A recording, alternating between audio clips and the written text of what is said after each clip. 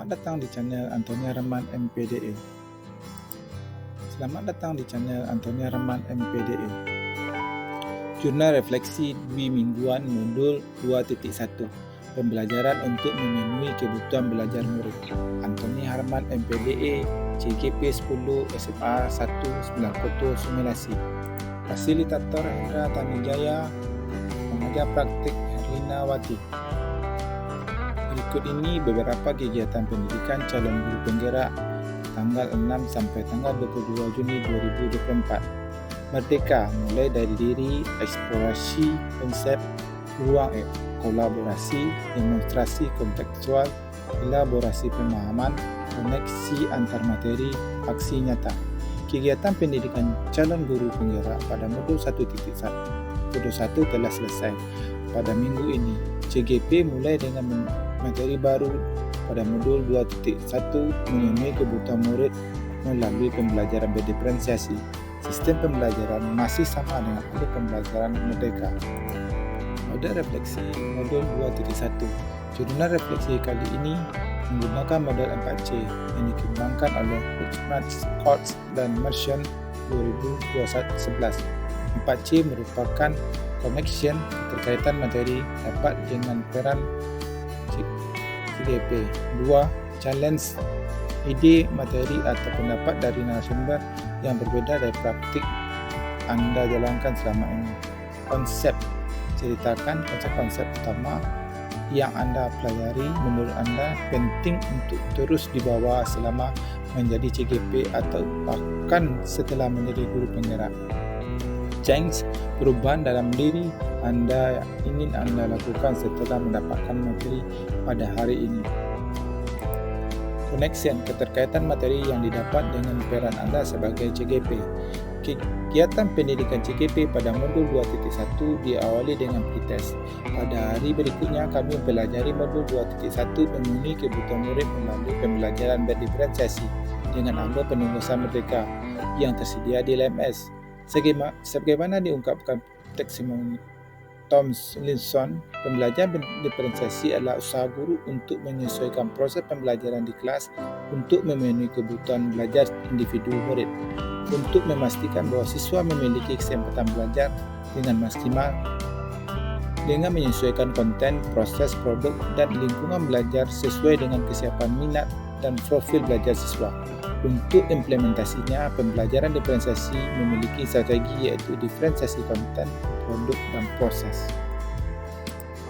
Challenge, ide, materi, atau pendapat dari narasumber berbeda dari praktik yang Anda jalankan selama ini.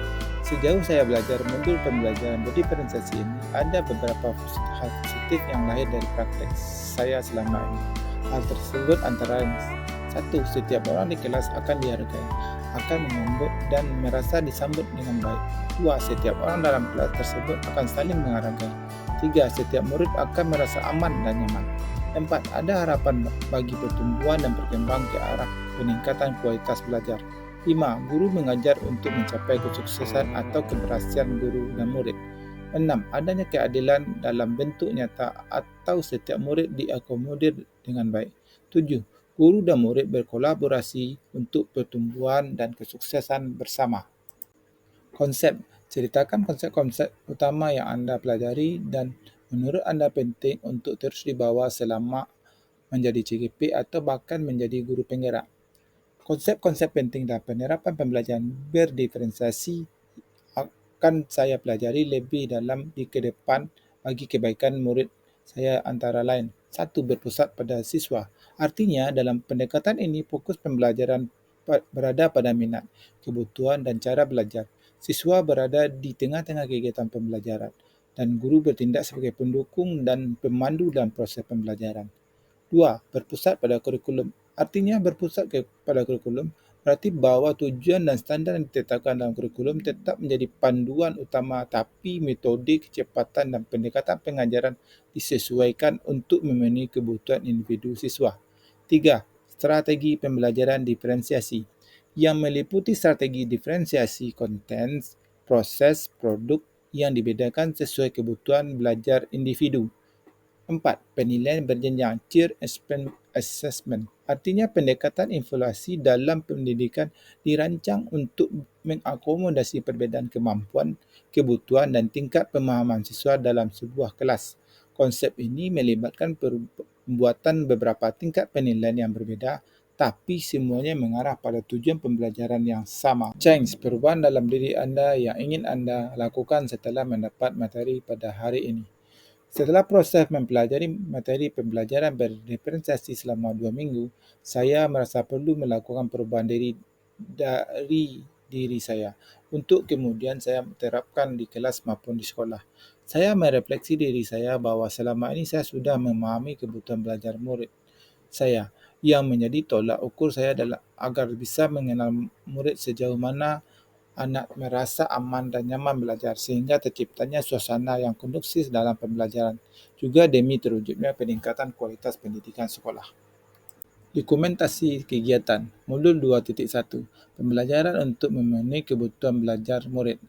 Pada saat rekod, saya mendapatkan banyak materi yang bagus sehingga menggugah saya untuk terus menerapkan pembelajaran diferensiasi. Saya berdiskusi dengan teman-teman yang hebat sehingga dapat menjadi menambah referensi pembenaran dan strategi pembelajaran saya. Strategi dan pembelajaran saya itu saya tuangkan dalam bentuk RPP yang bisa saya gunakan dalam proses pembelajaran untuk masa yang akan datang. Terima kasih, salam guru hebat.